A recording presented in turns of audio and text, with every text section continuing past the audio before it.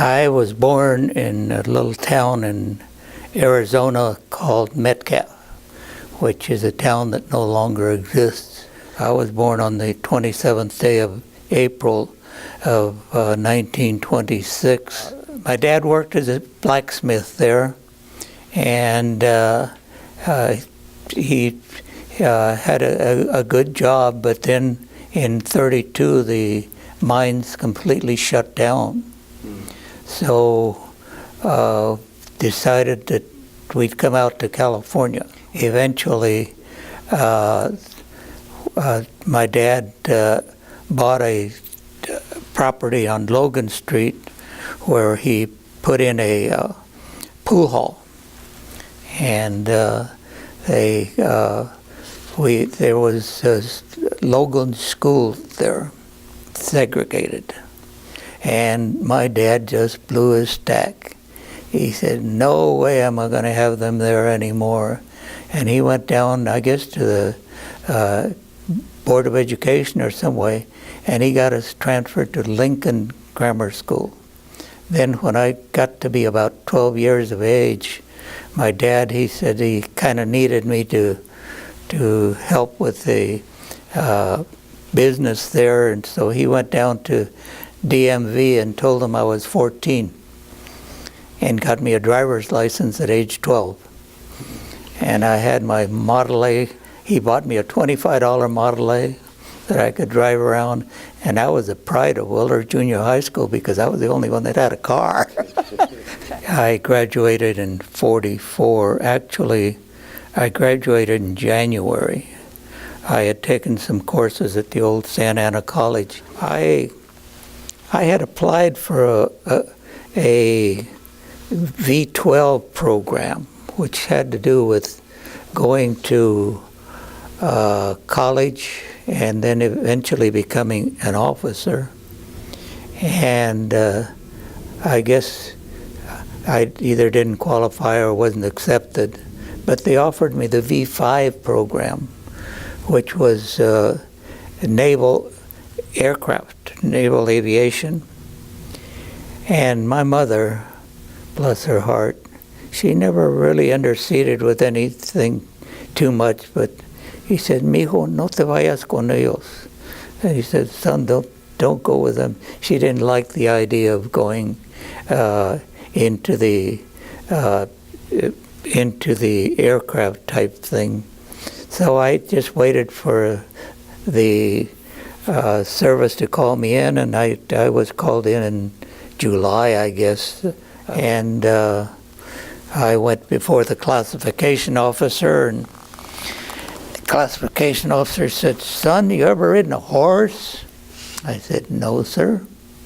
He said, "Would you like to ride a horse?" I said, "No, sir."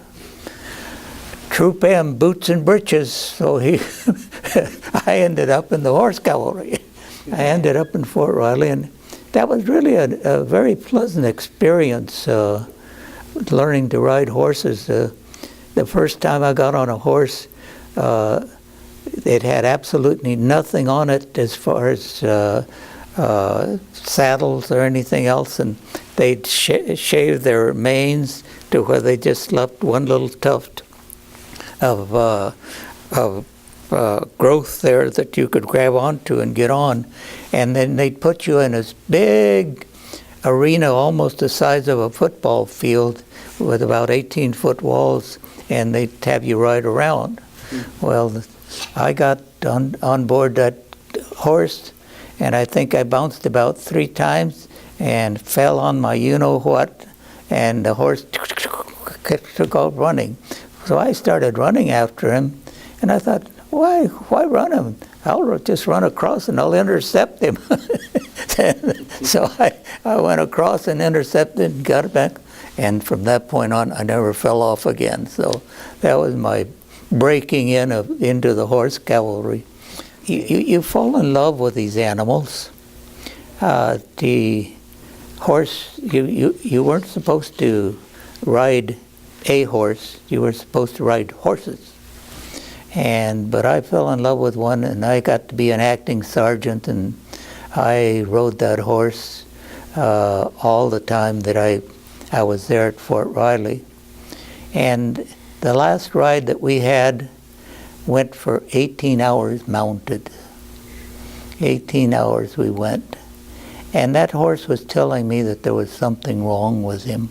One of his hoofs, I could tell that there was, he just wasn't the same. I had ridden him so much, I could sense that there was something wrong. And I get down there and clean it out, and no, it didn't affect him.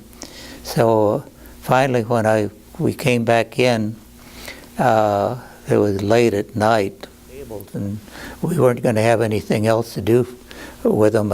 We were going to get shipped out. But I made it a point of going back to the stable to check on my horse. And I asked the stable sergeant, Sergeant, what happened to my horse? He said, oh, I went up there and I felt his hoof and it was feverish. And he said they had just shot him and one of the nails had gone into the quick. So that I knew, at least I found out that I wasn't wrong, that the horse was, you know, he wasn't lame, but he wasn't himself. From there, they shipped me up to Fort Ord. From Fort Ord, they shipped me down to Corona. From Corona, they shipped me, and we zigged and zagged and zigged and zagged, not knowing where we were going. And one morning I got up and it was still, just absolutely still. I went up and looked, and that ocean was just like this glass here, just smooth as could be. And there to the side was land, and we pulled into Melbourne, Australia. From Melbourne, they sent us up to Calcutta. Calcutta, they put us on some open-air trains, and we went from one gauge to another gauge to another gauge, and ended up in Lido, up in the Assam province of India. And the reason we were there, we were supposed to be mule skinners that would take airlifted materials and put them on mules and take them into the jungle. But by the time it took so long to go to all these various places, the Japanese had withdrawn out of Burma, so I didn't have to get involved with the horse cavalry aspect, so they put me in a quartermaster corps. And for the next year or so, I ended up pushing a pencil. We had jeeps there, and we could drive around the jungles there. And one day, one of the guys came back, and he had a baby tiger with him. I said, what the heck you gonna do with that tiger? He said, I don't know, it was loose out there, so we just picked it up.